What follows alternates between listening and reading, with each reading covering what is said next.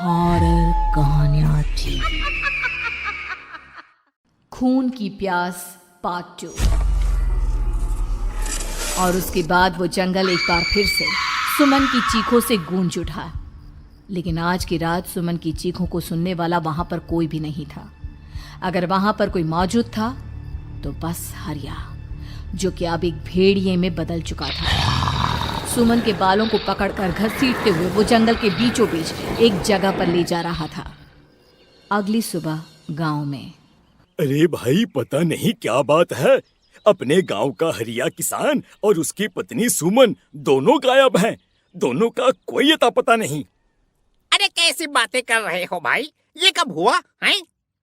अरे पूरे गांव में खबर फैली पड़ी है। कल रात को दोनों खेत की तरफ जा रहे थे, लेकिन लौटकर आए ही नहीं। तो हो सकता है अपने खेत पर होंगे। पूरा गांव ढूंढ कर आया है भाई। जानते हो क्या मिला वहां पर? क्या हुआ भाई? क्या मिला? बताओ हमें, क्या मिला? अरे हरिया की पत्नी सुमन के कपड़े पड़े हुए थे।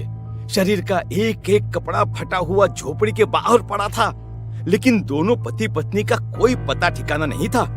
अरे भाई, लेकिन उसका जो दोस्त है ना रामू किसान, उससे पता करके आते हैं ना। अब तक तो दोनों साथ ही खेत पर जाया करते थे। हाँ, हमें उसके घर जाना चाहिए भाई। चलो वहाँ चलते हैं, चलो। वो सारे लोग रामू के घर पर पहुंचते हैं। रामू अपने घर के बाहर बैठकर हुक्का पी रहा था। आज सारे के सारे लोग टोली बनाकर मेरे घर क्यों आ रहे हैं? क्या कोई मर गया क्या भाई? अरे कैसी बातें कर रहे हो? तुम्हारा सबसे अच्छा दोस्त हरिया और उसकी पत्नी गायब है और तुम यहाँ बैठकर हुक्का पिए जा रहे हो, हैं? रामू ने अजीब सी नजरों से उन सब गांव वालों की तरफ देखा, जिसकी वजह से वो लोग एक बार के लिए डर गए। गायब है? अरे गायब नहीं है, मुक्ति मिल गई है। उन दोनों को मुक्ति मिली है। इस दुनिया में आकर हर इंसान पाप करता है और उसे उसके पापों के लिए मुक्ति मिलना बहुत जरूरी है। अरे ये कैसी बहकी बातें कर रहे हो भाई, हैं? और इसका चेहरा अजीब सा क्यों लग रहा है? लगता है दोस्त के मरने का गम बैठ गया है। पागल हो गया है शायद ये पागल। ये बात सुनते ही रामू चीख कर जोर से चिल्लाते हुए कहता है, पागल मैं नहीं हूँ, पागल तुम सब हो। और ये शैतानी जंगल अब तुम में से किसी को नहीं छोड़ने वाला, सबको खा जाएगा। याद रखना मेरी बात। शैतानी जंगल? कैसा शैतानी जंगल? लगता है रामू पागल हो चुका है। हमें यहाँ से चलना चाहिए भाई। चलो। तभी रामू की पत्नी बाहर आती है। नहीं, आप लोग इनकी बात का बुरा मत मानिए। 2 दिन पहले हरिया के साथ खेत पर गए थे। जब से वहाँ से आए हैं तब से ऐसी ही बातें कर रहे हैं। भगवान जाने ऐसा क्या देख लिया उन्होंने, खेत में कुछ भी बड़बड़ाते रहते हैं।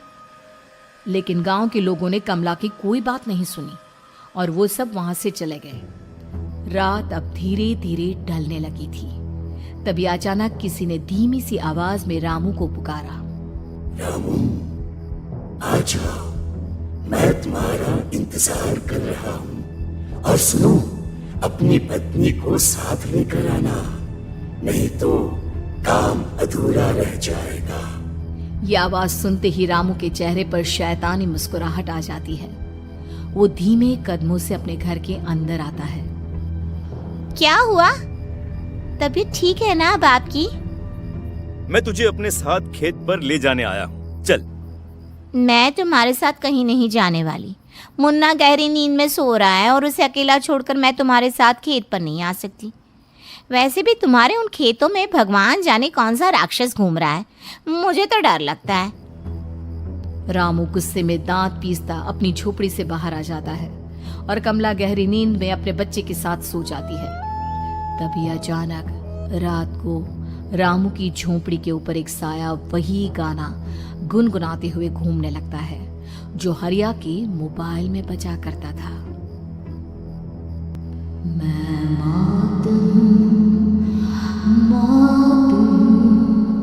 मौत जो बसरी है चारों ओर, जो आएगी कहीं से भी निगल जाएगी सबको।